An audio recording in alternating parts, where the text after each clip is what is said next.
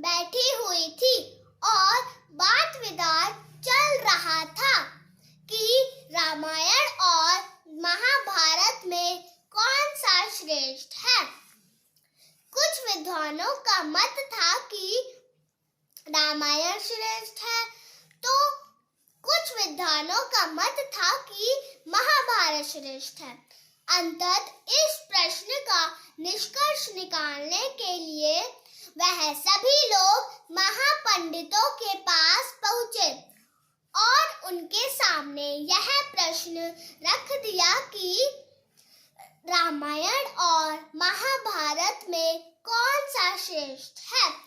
कुछ देर सोचने के बाद महापंडितों द्वारा यह निष्कर्ष निकाला गया कि होने में तो रामायण श्रेष्ठ है, क्योंकि महाभारत का जो सबसे बड़ा पात्र है वो है भीष्म पितामह और रामायण का जो सबसे छोटा पात्र है वो है जटायु। हुआ क्या जब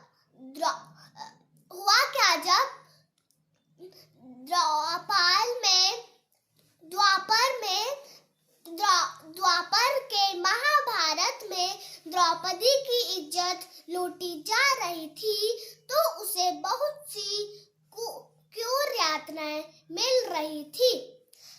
सामने बैठे भीष्म पितामह, जो कि कौरवों तथा पांडवों के दादाजी समान थे, उन्होंने यह सब अपनी आंखों से देखा और देखते ही रह गए।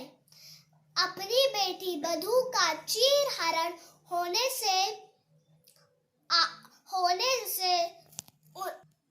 अपनी पुत्र बधू का चीरहरण होने से उसे देखते ही रहे और लेकिन रोक नहीं पाए।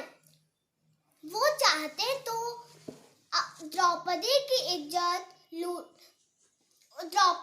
इज्जत रोक सकते थे, लेकिन उन्होंने ऐसा नहीं किया।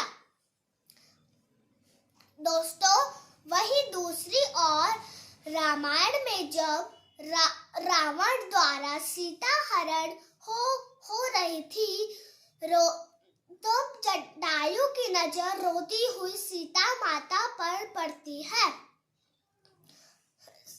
और सीता माता की रक्षा करने के लिए उस दुष्ट रावण से लड़ाई करने लगता है।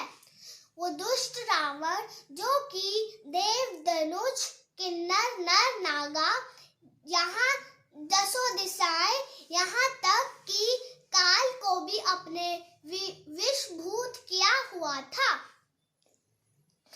और जटायु भी यह जानते हुए भी रावण से लड़ाई नहीं कर पाएगा। और जैसे ही वो जाता है, सिर्फ और सिर्फ उसका मकसद था कि क्यों ना मैं दुष्ट रावण से लड़ाई कर लेता हूँ, तो राम लक्ष्मण को सीता माता का पता यहाँ चल जाएगा। क्यों ना मुझे अपनी प्राण देने पड़े, लेकिन मैं सीता माता की रक्षा करूंगा। और राम लक्ष्मण को यहाँ का पता चल जाएगा और जटायु रावण से युद्ध करने लगता है। रावण ने जटायु को मार दिया था, तो फिर रावण सीता को ले जा रहा था।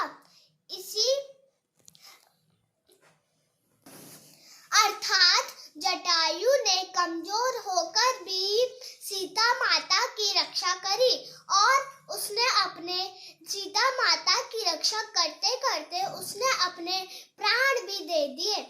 और महाभारत का सबसे बड़े पात्र भीष्म पितामह ने अपना कर्तव्य अच्छे से नहीं निभाया और जटायु ने अपना कर्तव्य बहुत अच्छे से निभाया।